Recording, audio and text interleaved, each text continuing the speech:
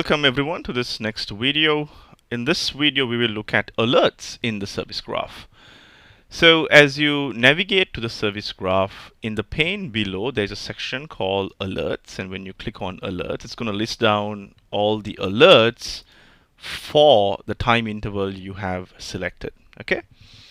And in the service graph, any namespaces for which there are alerts would have an icon that indicates that alerts have been triggered for the namespace.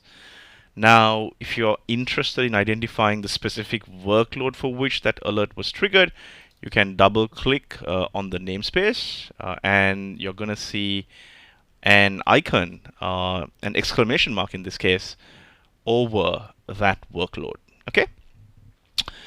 And once you're inside the namespace, so in this case, I'm inside the app2 namespace, the service graph is only going to filter out alerts for that namespace. And you can click on the alert to find more details about what kind of event triggered the alert. So in this case, it looks like this workload is experiencing serve fail errors when trying to resolve github.com. And as a result, these alerts were triggered. Now, feel free to look at our documentation or other videos on how these alerts can be configured. In this video, we will look at how to identify alerts and look at alerts in the service graph. Okay. So next, let me navigate back to the global view. And I'm going to increase the time window. So instead of 15 minutes over here, I'm going to say 15 hours. And let me say apply.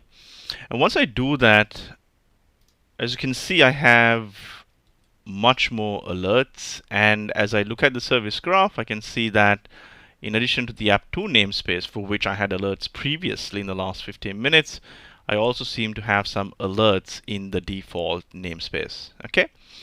Now I can double click on the default namespace and the service graph is going to filter out alerts just for that namespace.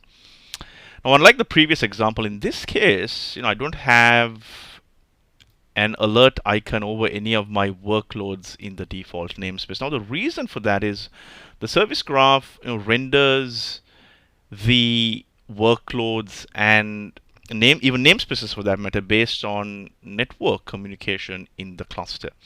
It's possible that there are workloads in the cluster that haven't initiated a flow during my time window. However, these workloads could still generate alerts based on potentially, let's say, malicious behavior. Okay.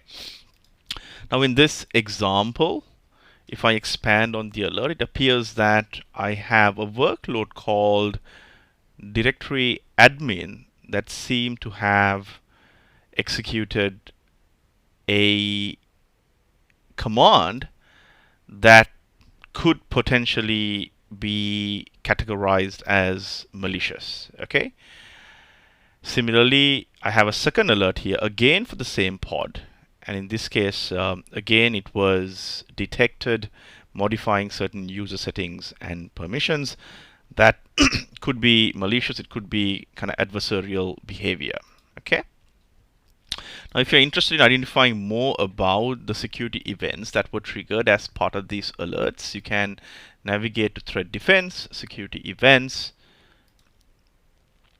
Let me reload that page. And in Security Events, I can see a couple of critical events that were generated for the directory admin workload. Now, this workload, as you saw previously, didn't have any network communication flows. However, it's executing commands and processes that are potentially malicious. Okay. And you can click on these events and get a further description of what happened and which Mitre attack technique these alerts map to, as well as the alert vector and the exact process and the files that were invoked. Okay. All right, so there you have it, in a couple of examples on alerts in the service graph. So that's it for this video. I will see you in the next one. Thanks for watching.